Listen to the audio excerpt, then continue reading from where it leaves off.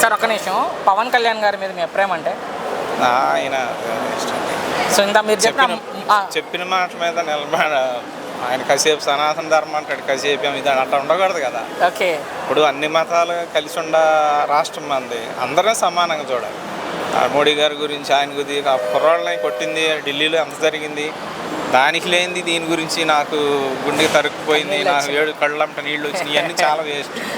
ఆయన ఒక మాట మీద నిలబడ్డు అనే సంగతి జనాలకు అర్థమైంది. ఆయన అయితే పిచ్చిర్లు అసలు వాళ్ళకి పొత్తు వల్ల ఆయన ఉప ముఖ్యమంత్రి అయ్యాడు, కానీ అది లేకపోతే అది కూడా లేదు. ఆయన సీట్ ఆయన గెలుచుకోలేడు. ఓకే, సో విజయ్ గారు లాగా సింగిల్గా పోటీ చేస్తే పవన్ కళ్యాణ్ గారు ఏపీలో అసలు రావు.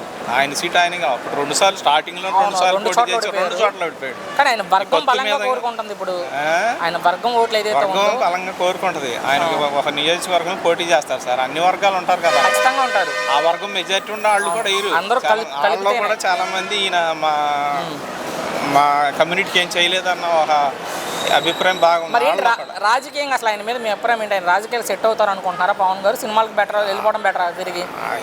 ఇంకా అటు పోగొట్టుకున్నాడుగా, అటు లేకుండా ఇటు లేకుండా అంటే పూర్తిగా దీని మీద ఉండి ఓకే ఆ సమస్యల మీద ఆయన ప్రశ్నిస్తాను అన్నాడు. నేను లోపలికి వస్తే నేను అది పవర్ అని చూపిస్తాను. ఇప్పుడు చంద్రబాబు నాయుడు గారు ఏది చెప్తే అది చేయాల్సి వస్తుంది. సొంత డెసిషనే లేదు. ఓకే, ఆయన సొంతంగా నిలబడి స్టెప్ బై స్టెప్ అయితే ఈ పార్టీకి వచ్చేవాడు. మొన్న వీళ్ళతో కూటమితో కలిసి గెలిచిన కానీ సైలెంట్ అయిపోయారు. 15 ఏళ్ళు కలిసే ఉంటామంటున్నారు అన్నారు. మళ్ళీ మొన్న ఏదో మీటింగ్లో అన్నాడు 15 ఏళ్ళు అని మనం ఏం బాండ్ రాసుకోలేదు అని అంటున్నారు. మొన్న పర్సనల్ మీటింగ్లో నేను విన్నాను. అయితే అది ఈయన కొంచెం ఇమేజ్ స్టార్టింగ్లో ఫుల్గా ఉందండి గెలిచేదాకా.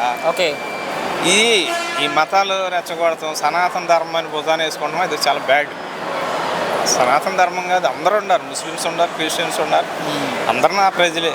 అందరితో ఉంటే లౌకికంగా ఉంటే ఆయన అందరూ అభిమానిస్తారు.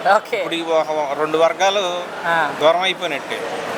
హిందూయిజం అన్న వాళ్ళే తప్ప ఆయన పక్కన ఉండేది ఇది ఉండరు. మళ్ళీ అంతకుముందేమో నేను ముస్లిం దగ్గర నేను వెళ్తాను, మళ్ళీ ఆయన మాట నిలబడరు. అది